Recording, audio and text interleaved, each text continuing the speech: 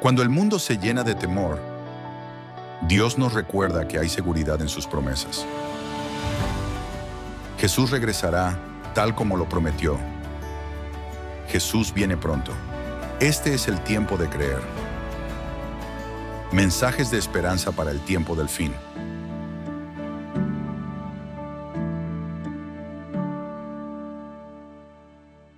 ¿Qué tal, mis queridos amigos? Salutations mes frères et mes sœurs de la division interaméricaine. Bienvenue à ce programme spécial de la semaine de l'esprit de prophétie. Eni, comment tu te sens ce soir? Très bien, bonsoir à vous tous. Salutations, Pasteur Espinosa, à tous ceux qui nous voient dans ce programme spécial, la semaine de l'esprit de prophétie, avec le titre Message d'espérance pour le temps de la fin. Quelle semaine merveilleuse que nous sommes en train de commencer. Définitivement, c'est une semaine très espérée et nous autres, nous espérons que chacun puisse jouir de cette semaine bénie. Bienvenue à vous tous. Le Seigneur vous bénisse.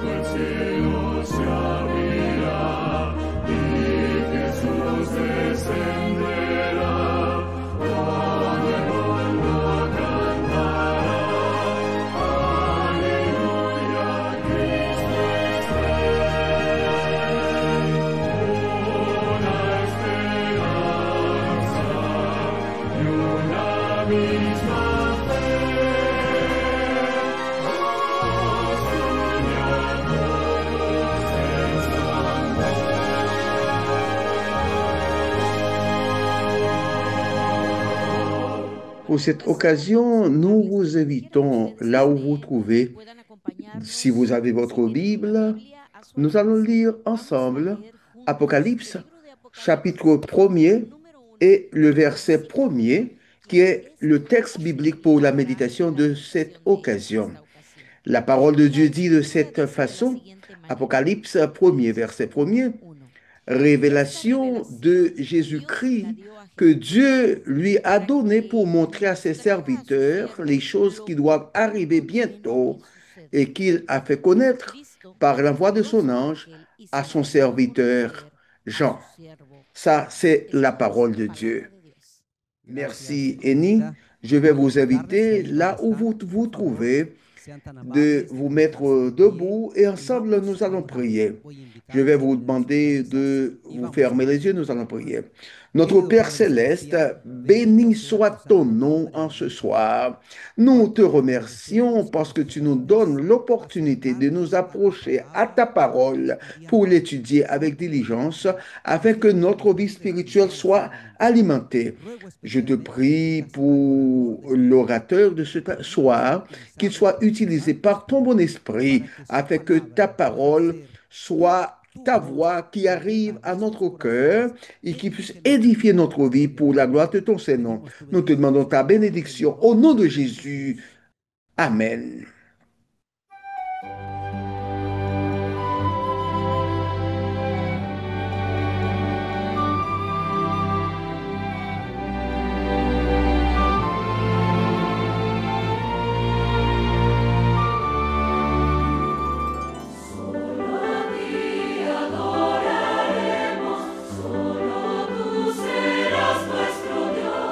No tendremos dioses ajenos.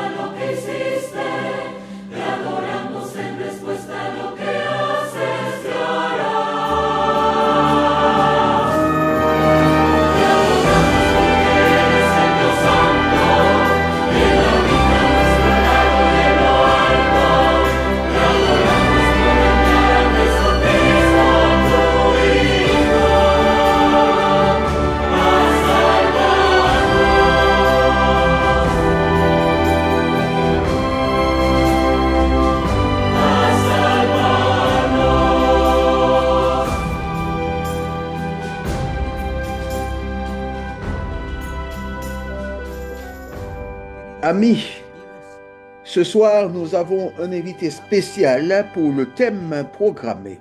De ce fait, nous allons avoir des invités toutes les soirées.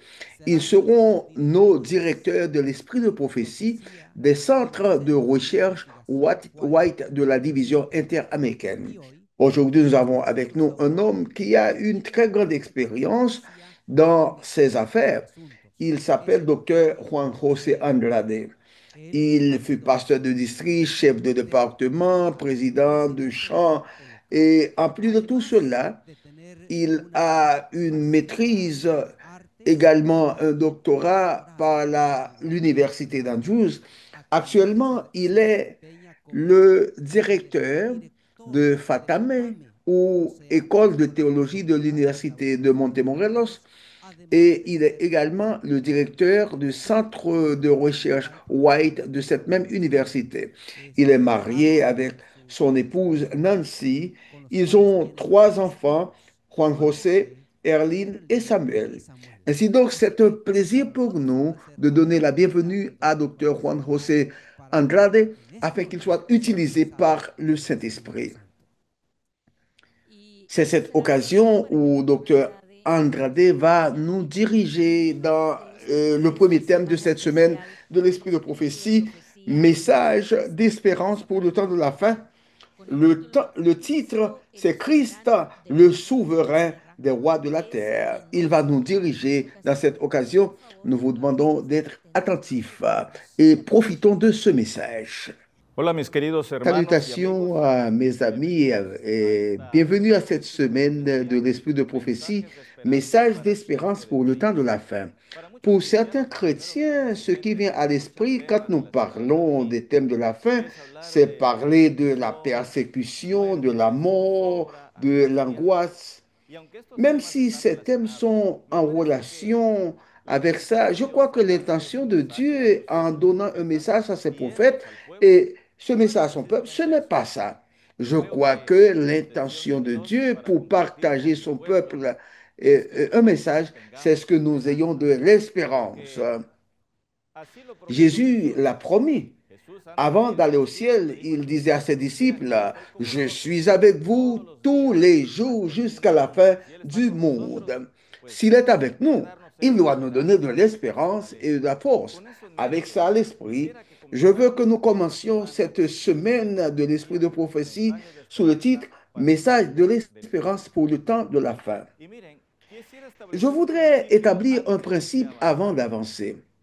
La prédication doit être biblique, mes frères. Si vous avez un jour l'opportunité de prêcher, il faut prêcher la parole de Dieu. C'est ce que nous allons faire. Nous allons utiliser l'esprit de prophétie, comme Ellen White a dit que ces écrits sont pour éclairer ce que Dieu nous a révélé dans sa parole. C'est ce que nous allons faire. Nous allons étudier la Bible, et spécialement le livre de l'Apocalypse. Et nous allons prendre des citations de l'esprit de prophétie. Quand nous considérons des thèmes en ce qui a rapport avec le temps de la fin, il y a des livres que nous ne pouvons pas laisser de côté dans l'Ancien Testament. Le livre eschatologique par excellence, c'est le livre de Daniel. Dieu a démontré à Daniel des choses qui doivent passer dans le temps de la fin. Et Daniel, après avoir vu tout ça, il les écrit. Et maintenant, nous avons le livre de Daniel. 700 ans après, Dieu a montré à son prophète dans l'île de Patmos, à Jean, et il a montré ces mêmes choses, mais Jean l'a vu de plus près. Donc, il a écrit ce livre que nous avons aujourd'hui, que nous appelons Apocalypse.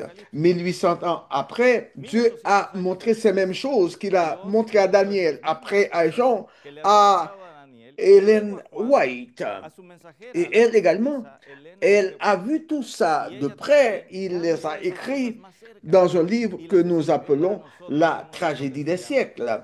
Comme je vous ai dit, nous allons faire référence à ces portions. Nous allons commencer avec le chapitre 1 de l'Apocalypse. Le premier verset dit quelque chose de très intéressant. Je vous invite à ouvrir votre Bible et ensemble nous allons voir ce que dit la parole de Dieu. la révélation de Jésus-Christ que Dieu lui a donnée pour montrer à ses serviteurs les choses qui doivent arriver bientôt et qu'il l'a fait connaître par la voix de son ange à son serviteur Jean. Dans ce passage, nous pouvons voir la chaîne de communication. Dieu donne le message, il donne le message à Jésus-Christ et Jésus-Christ donne le message à travers l'ange à son serviteur Jean qui va partager ce message avec nous. Donc, quel est ce message que nous autres, nous devons écouter? Une des choses que je veux souligner dans cette première présentation, il y a 4 aspects. En premier lieu, la figure centrale dans la Bible, dans le livre de l'Apocalypse, dans ce premier chapitre, dans les événements de la fin des temps, ce ne sont pas les bêtes, ce ne sont pas les guerres, ce ne sont pas les persécutions. Tout ça va passer. Mais la figure centrale, mes frères, dans tout ce thème qui a relation avec le temps de la fin, la figure centrale, c'est Jésus. Et je veux que nous ayons ça à l'esprit, que Jésus est la figure centrale. Et Jean parle de Jésus de différentes manières. C'est pour cette raison que nous allons voir durant cette présentation exalter notre Seigneur Jésus-Christ. Voici ce que dit la servante du Seigneur dans manuscrit et 107 1898. Elle déclare ce qui suit: que rien dans la prédication ne remplace le Christ, la parole et la puissance de Dieu, que son nom, le seul nom donné sous le ciel par lequel nous puissions être sauvés, soit exalté dans chaque discours, et que la trompette de la sentinelle sonne avec assurance de sabbat en sabbat. Christ est la science et l'éloquence de l'Évangile, et ses ministres doivent prêcher la parole de vie, apportant l'espérance aux pénitents, la paix aux troublés et aux découragés, et la grâce, l'intégrité et la force aux croyants. C'est ce qu'elle a déclaré. Ainsi donc, nous autres, nous recevons cette bénédiction des livres de l'esprit de prophétie, nous rappelons ce que nous devons faire dans la prédication. Ça est en consonance avec ce que dit le livre de l'Apocalypse. La figure centrale, c'est Jésus. Voyons en premier lieu quelques aspects que nous devons prendre en ligne de compte. Le mot révélation, apocalypse. C'est quoi apocalypse? C'est un mot grec, apocalypsis, qui signifie révélation. Je vais utiliser une illustration. Imaginez-vous dans une école, et comme étudiant, comme professeur, et on annonce qu'il va avoir une sculpture de l'école. On a fait les préparations et tout le monde voit les mouvements qu'il y a dans la partie centrale de l'école. Quelque chose qui est couvert avec un drap. La directrice de l'école annonce et le jour que tout le monde doit être là après un discours. Elle quitte le rideau et tout le monde dit « Waouh, que c'est bon !» C'est une sculpture de Anna Naik, cette fameuse pionnière et qui fut une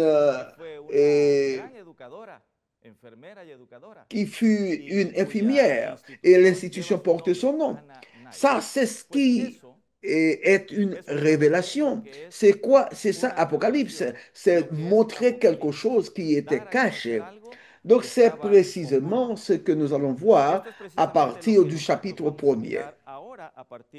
Ainsi donc, comment le livre de l'Apocalypse commence? Je crois que cette phrase est très importante. Nous devons prendre du temps. Les Saintes Écritures nous disent que la révélation de Jésus-Christ. Qu'est-ce que vous comprenez quand vous lisez cette déclaration, la révélation de Jésus? Et généralement, cette déclaration peut avoir deux explications. Et ça signifie que la révélation appartient à Jésus. De ce fait, cette révélation est de Jésus. C'est de lui, c'est la révélation de Jésus. Il y a d'autres moyens de comprendre cette révélation. c'est la révélation au sujet de Jésus. Donc, ce que nous allons voir parle de Jésus. Il y a deux moyens de comprendre la phrase révélation de Jésus. Donc, c'est la révélation de Jésus ou la révélation sur Jésus. Je crois que le ciel, à travers Jean, a voulu que nous puissions comprendre ce texte de ces deux manières. Et parce que le livre de l'Apocalypse appartient à Jésus et ce livre parle également de Jésus. D'abord, une des choses qui apparaît dans le chapitre 1er verset 3, ce que je veux souligner, c'est que dans le livre de l'Apocalypse, il y a 7 béatitudes. Au verset 3, nous trouvons la première béatitude. Voyons ce que dit le verset 3. Je crois que vous le connaissez bien. Le texte dit, « Heureux celui qui lit et ceux qui entendent les paroles de la prophétie et qui gardent les choses qui y sont écrites, car le temps est proche. » Nous sommes en présence de la première béatitude. Bienvenue, heureux celui qui lit et ceux qui entendent les paroles de cette prophétie.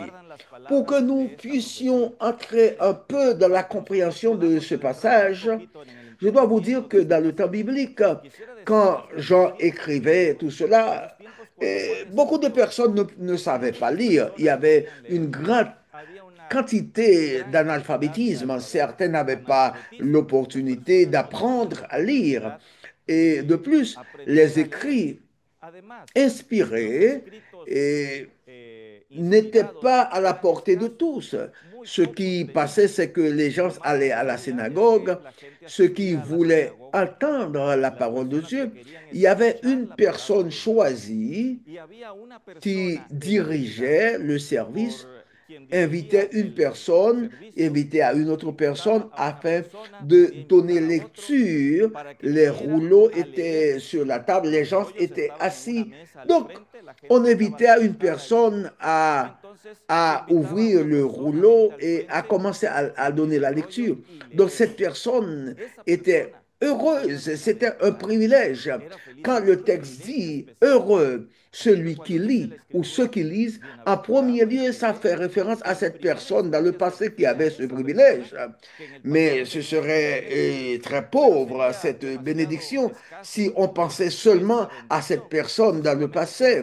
Donc, cette bénédiction, c'est pour tous ceux qui prennent du temps pour lire la parole de Dieu.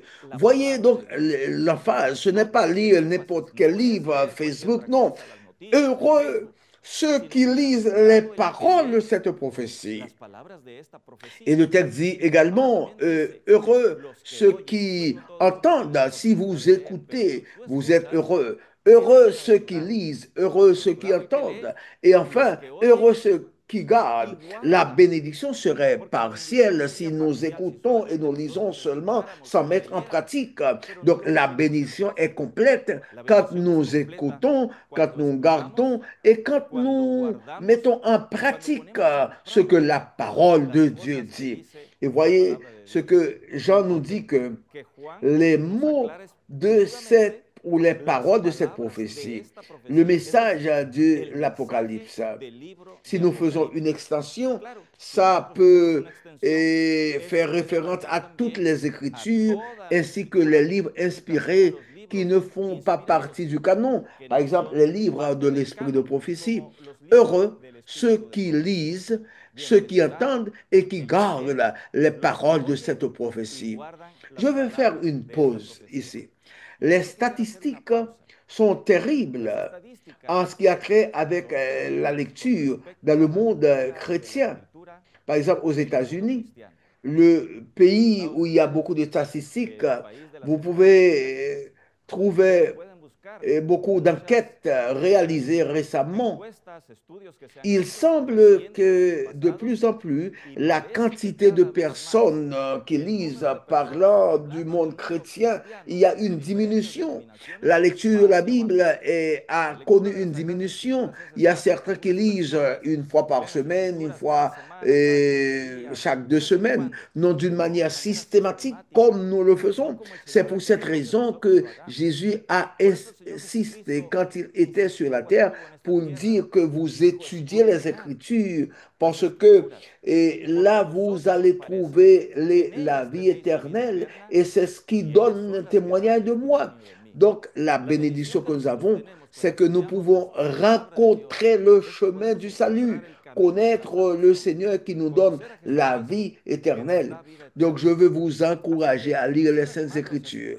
La sœur White déclare, nous dit ce qui suit: seuls ceux qui ont fortifié leur esprit avec la vérité de la Bible puissent résister dans le conflit final.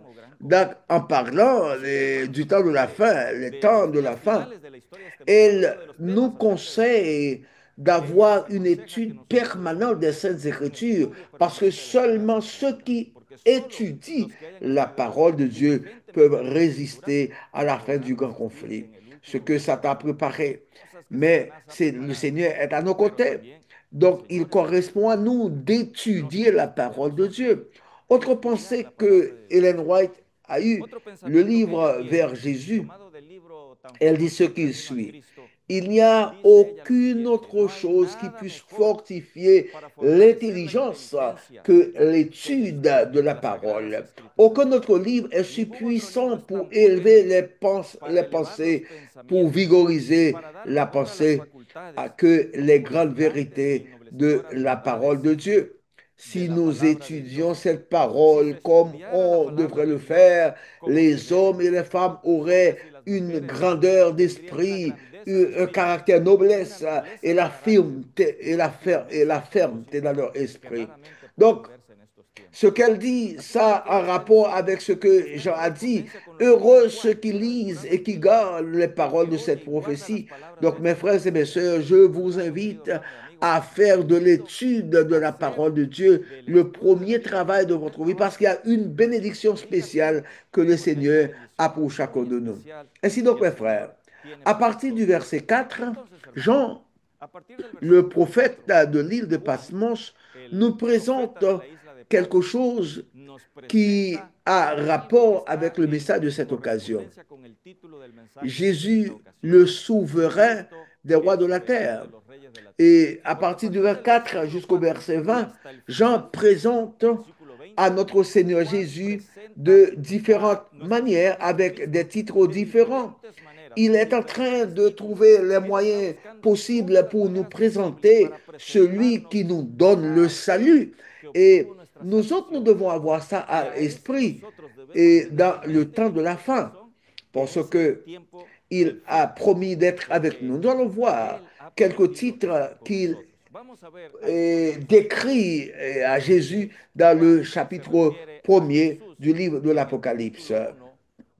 Le verset 4 nous dit: Jean, aux 7 églises qui sont en Asie, que la grâce et la paix vous soient données de la part de qui? De celui qui est, qui était et qui vient, et de la part des 7 esprits qui sont devant son trône. Jusque-là, Jean parle des 2 personnages de la divinité, au Père et à l'Esprit Saint.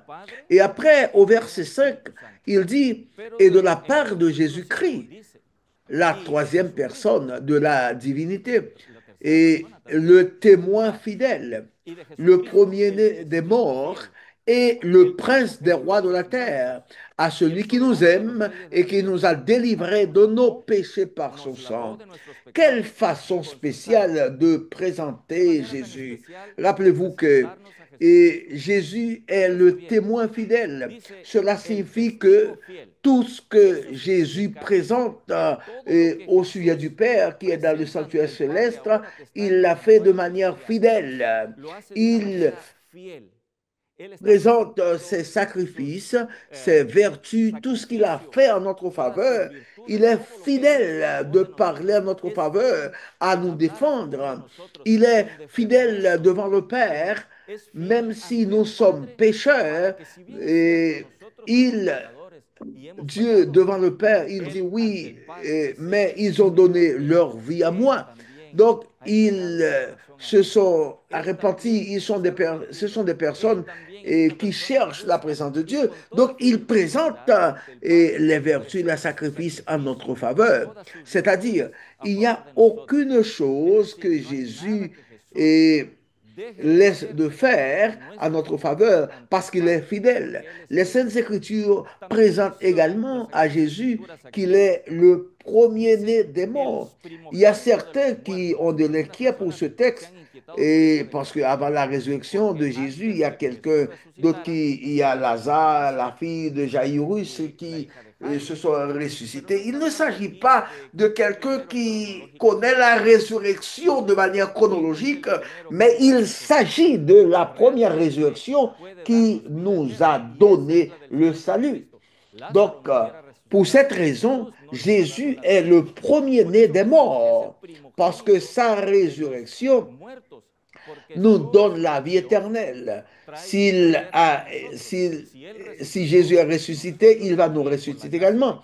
Il est représenté également par le souverain des rois de la terre. Si Jean avait vécu à notre époque, il aurait probablement dit le président des présidents, le patron des patrons, le souverain des rois de la terre. Il n'y a aucune autre personne plus grande que lui. C'est pour cette raison, dans Actes chapitre 4, il dit, il n'y a aucun nom sur la terre qui puisse nous donner le salut que le nom de Jésus. Il s'est identifié également au verset 8 comme Alpha et Oméga, le commencement et la fin, celui qui est, qui était, qui vient, et le Tout-Puissant. Donc, ce que Jean fait, il essaie de nous présenter Jésus, le témoin fidèle. Et dans les derniers versets du chapitre 1, chapitre 1er, le verset 16, il avait dans sa main droite 7 étoiles, de sa bouche sortait une épée aiguë et de 2 tranchants, et son visage était comme le soleil lorsqu'il brille dans sa force. Quand je le vis, je tombais à ses pieds comme mort, comme il est passé dans la vie de Daniel, comme il est passé dans la vie d'Ellen White quand elle a eu une vision de Jésus-Christ. Et le texte nous dit, il posa sur moi sa main et en disant, ne crains point, je suis le premier, le dernier et le vivant. J'étais mort et voici, je suis vivant au siècle des siècles. Amen. Et après, il dit quelque chose de très intéressant. Je tiens les clés de la mort et du séjour des morts. Oh mes frères, Jésus a une clé spéciale qui puisse ouvrir n'importe quelle porte fermée, n'importe quel problème, n'importe quelle situation que tu considères comme de l'échec qui soit impossible, n'importe quelle situation qui passe par ton esprit, l'angoisse familiale, l'angoisse avec les enfants, problème de santé, peu importe le problème que vous traversez, cette porte est fermée, vous avez cherché par ici et par là et vous n'avez rien trouvé. Voici ce que dit le texte. L'Éternel, Jésus, a une clé et cette clé peut ouvrir n'importe quelle porte qui est fermée. Pour cette raison, il vaut la peine de nous approcher du Seigneur. Ainsi, voici donc comment, de manière spéciale, Ellen White fait référence à Jésus. Dans la tragédie des siècles, c'est le livre écrit par Ellen White. Comme il a montré à Jean et après à Ellen White, tragédie des siècles, page 645. Et elle dit ce qui suit. Aucun langage, aucune plume peut exprimer ou décrire la puissance et la majesté de Christ, la gloire du Père éternel, et se trouve dans le Fils. La splendeur de sa présence remplit la ville de Dieu et remplissant toute la terre.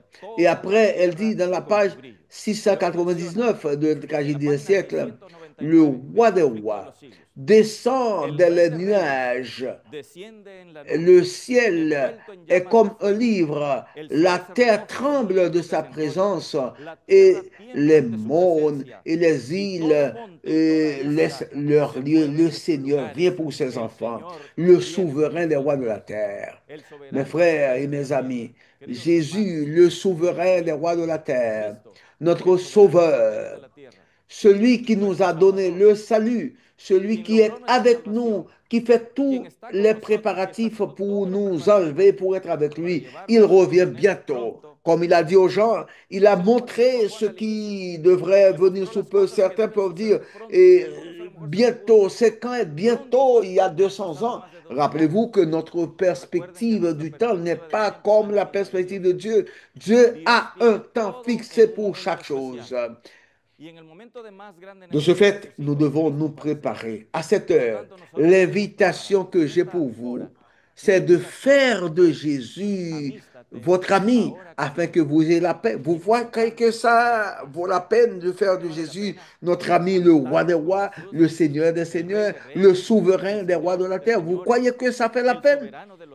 Je veux vous inviter afin que nous puissions renouveler notre engagement avec Dieu. Nous puissions incliner notre cœur à lui et faire de lui notre ami, afin que quand il revienne, nous puissions lui reconnaître comme notre sauveur et nous puissions vivre avec lui durant toute l'éternité. Que vous en semble-t-il? Vous croyez que nous puissions prier pour demander cela au Seigneur? Prions le Seigneur. Notre Père et notre Dieu, nous te remercions pour ta parole, pour le message que tu as révélé à ton serviteur. Merci durant toute l'histoire, les prophètes eschatologiques Daniel, Jean et Ellen White. Tu as partagé ces messages d'espérance à chacun de nous. Aide-nous, ô Père des cieux, afin que ton esprit puisse diriger le faire et le vouloir en nous, afin que notre cœur soit dirigé à toi et que nous puissions te reconnaître comme le roi des rois, le souverain des rois de la terre, afin que sous peu, quand les choses terminent sur cette terre, nous puissions voir ta face et vivre avec toi durant toute l'éternité. Que tous, dans cette réunion, en ligne ou de forme présentielle, nous puissions prendre la décision de renouveler notre cœur à toi. Nous te demandons tout ça au nom de Jésus. Amen. Bénédiction à vous tous.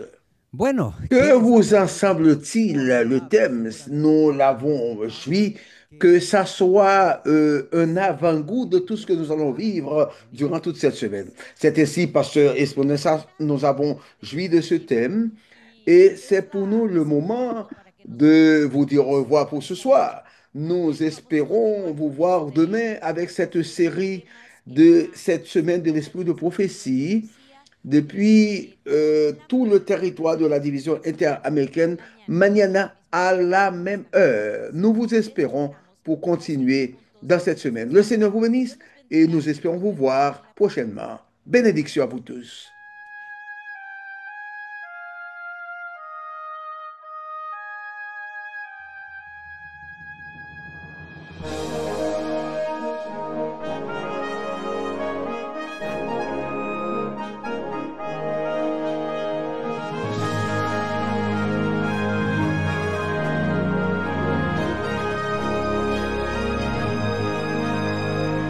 Una esperanza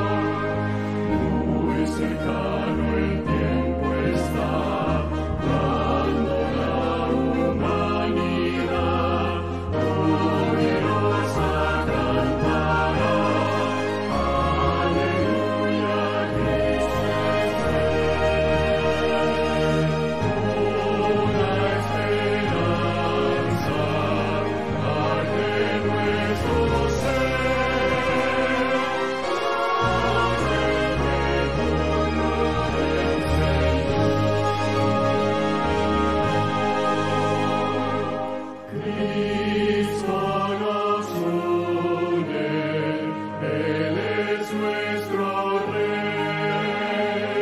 Cristo nos une en su amor.